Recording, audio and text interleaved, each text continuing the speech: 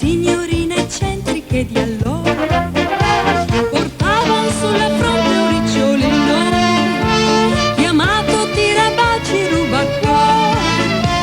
Però si sa, allora c'era più semplicità. Era bello quando c'era il tirabaci, baci, baci, baci, quel bel ricciolino capriccioso e birichino che faceva innamorare. Se tornasse ancora in voga il tirabaci, baci, baci, baci, ogni signorina dalla sera alla mattina non vorrebbe che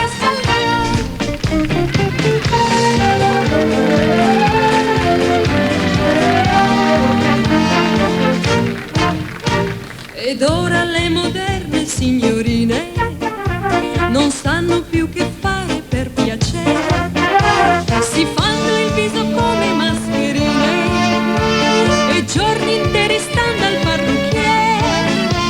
Però si sa, è sempre bella la semplicità.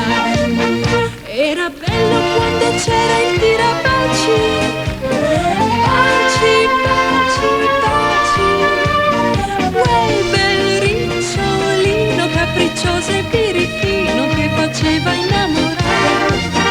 Se tornasse ancora in voga il tirabaci, baci, baci, baci, ogni